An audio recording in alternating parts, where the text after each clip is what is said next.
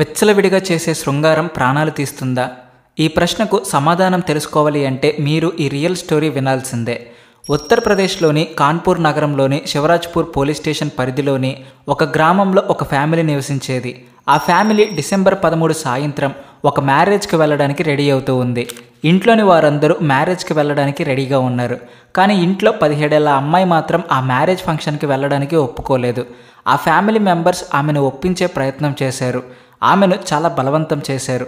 అయినప్పటికీ ఆమె వెళ్ళడానికి ససేమిరా ఒప్పుకోలేదు. దాంతో ఆ ఫ్యామిలీ మెంబర్స్ అందరూ 13వ తేదీ రాత్రి మ్యారేజ్కి బయలుదేరారు. ఆ అమ్మాయి మాత్రం ఒంటరిగా ఇంటిలోనే ఉంది. ఆ ఇంట్లో 17 ఏళ్ల అమ్మాయి మాత్రమే ఒంటరిగా ఉంటే మిగిలిన ఫ్యామిలీ మొత్తం మ్యారేజ్ ఫంక్షన్కి అటెండ్ అవ్వడానికి వెళ్ళిపోయారు. మరుసటి రోజు డిసెంబర్ 14న ఉదయం 8 గంటల ప్రాంతంలో ఆ ఫ్యామిలీ మ్యారేజ్ ఫంక్షన్ నుండి తిరిగి వచ్చింది. వాళ్ళు ఆ ఇంటి డోర్ కొట్టారు. కానీ ఆ అమ్మాయి తలుపు తెరవడం లేదు. చాలాసేపు తలుపు తట్టిన తర్వాత వారికి అనుమానం వచ్చింది.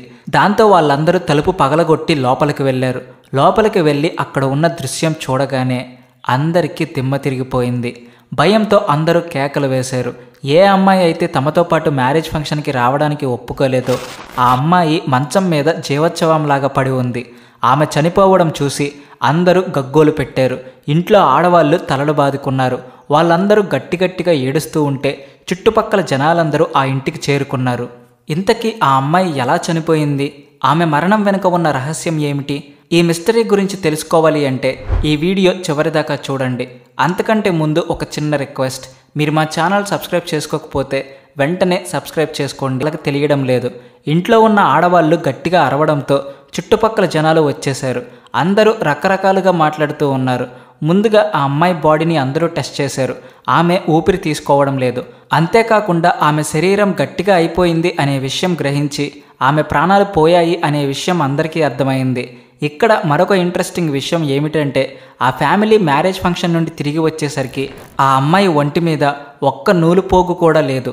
ఆమె నగ్నంగా మంచం మీద పడి ఉంది. నిన్న రాత్రి వరకు ఎంతో ఆనందంగా ఉన్న అమ్మాయి ఒక్క రాత్రిలోనే ఎందుకిలా చనిపోయింది? ఆమె చావు వెనక ఎవరు కారణం? ఇంట్లో వాళ్ళు ఎవరో ఆ అమ్మాయిని చంపేశారా? ఇలా రకరకాలుగా చుట్టూ చేరిన జనాలు మాట్లాడుకోవడం మొదలుపెట్టారు. వెంటనే వారిలో ఒకరు పోలీసులకు ఫోన్ చేసి ఈ ఇన్సిడెంట్ గురించి చెప్పారు. కొద్దిసేపటికే కాన్పూర్ పోలీసులు అక్కడికి ఇన్వెస్టిగేషన్ చేయడానికి చేరుకున్నారు. ఫస్ట్ ఇన్వెస్టిగేషన్లో తెలిసింది ఏంటంటే డిసెంబర్ 13 రాత్రిపూట ఈ ఫ్యామిలీ ఒక మ్యారేజ్ ఫంక్షన్కి వెళ్ళడానికి ఆ అమ్మాయిని ఇంట్లోనే వదిలి వెళ్ళిపోయారు. 17 ఏళ్ల ఆ అమ్మాయి ఇంటర్ సెకండ్ ఇయర్ చదువుతూ ఉంది. ఆమె వాళ్ళతో పాటు మ్యారేజ్ ఫంక్షన్కి వెళ్ళడానికి ఎంతమాత్రం ఒప్పుకోలేదు. అందుకనే ఆమెను ఇంట్లో వదిలి ఫ్యామిలీ మొత్తం మ్యారేజ్ ఫంక్షన్కి వెళ్ళిపోయారు. అయితే ఒంటరిగా ఇంట్లో ఆడపిల్లను వదిలిపెట్టకూడదు అనే ఉద్దేశంతో ఒక దగ్గర బంధువు వాళ్ళ పాపను ఆ అమ్మాయితో పాటు తోడుగా ఉంచి వెళ్ళారు. ఆ పాపకు సుమారు 5 సంవత్సరాల వయసు ఉంటుంది. ఆ పాపను కూడా పోలీసులు ఇంట్రగేషన్ చేశారు. ఆ పాప చెప్పిన దాని ప్రకారం ఆ అమ్మాయి రాత్రి 7 గంటల వరకు బాగానే ఉంది. ఆ తర్వాత ఏం జరిగిందో తనకు తెలియదు అని, తను నిద్రపోయాను అని ఆ చిన్న పాప చెప్పింది. ఈ 17 ఏళ్ల అమ్మాయి మంచం మీద నగ్నంగా పడి ఉండడం పోలీసులకు ఎన్నో అనుమానాలను రేకెత్తించింది. అందుకనే వాళ్ళు తొందరగా ఈ కేసును సాల్వ్ చేయడానికి తమ ఇన్వెస్టిగేషన్ స్టార్ట్ చేశారు. చుట్టుపక్కల వాళ్ళను, ఆ ఫ్యామిలీ మెంబర్స్ వాళ్ళ బంధువులను అందరినీ పోలీసులు ఇంట్రగేషన్ చేశారు. ఆ అమ్మాయితో ఏదో తప్పు జరిగింది అని పోలీసులకు బాగా అర్థమైంది. అందుకనే వాళ్ళు ఫోరెన్సిక్ బృందాన్ని అక్కడికి పిలిపించారు. ఫోరెన్సిక్ మెంబర్స్ ఆ గదిని మొత్తం క్షుణ్ణంగా పరిశీలించారు. ఆ చుట్టూ ఏమైనా ఆధారాలు దొరుకుతాయేమోనని వాళ్ళు వెతికారు. పోలీసులు కూడా పనిలో పనిగా చుట్టుపక్కల ఉన్న వాళ్ళతో మాట్లాడుతూ వాళ్ళ నుండి వివరాలు రాబడుతూ ఉన్నారు. ఆ అమ్మాయి గురించి, ఆమె ఫ్యామిలీ గురించి పోలీసులు ఎన్నో విషయాలు తెలుసుకోగలిగారు.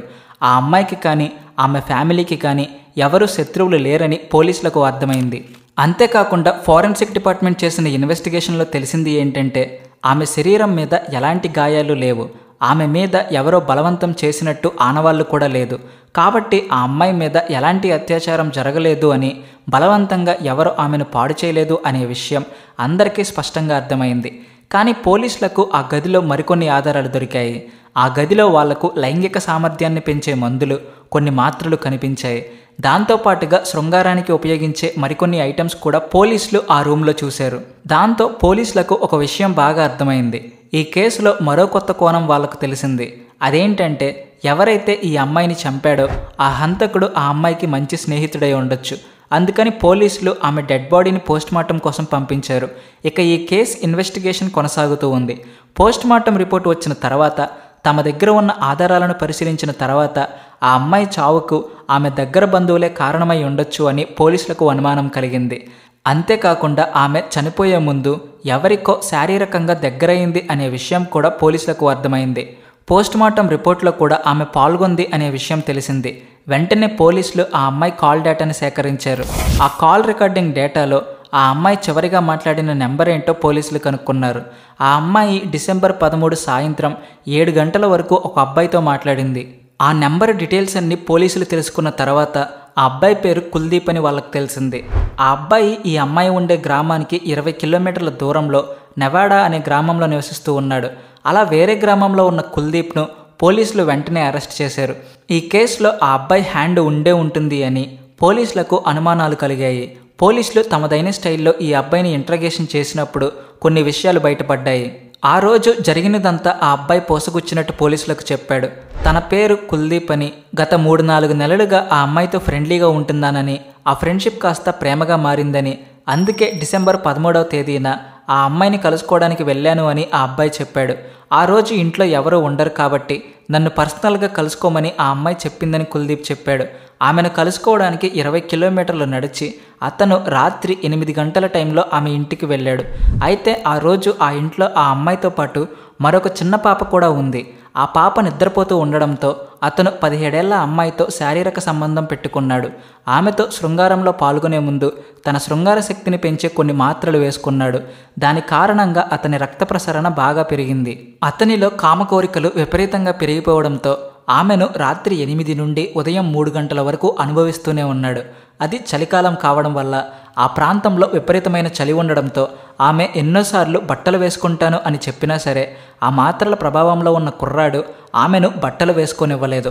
ఆమెతో విపరీతంగా శృంగారం చేయడం వల్ల ఆమె ఇంటర్నల్ ఆర్గాన్స్ కూడా డ్యామేజ్ అయ్యాయి.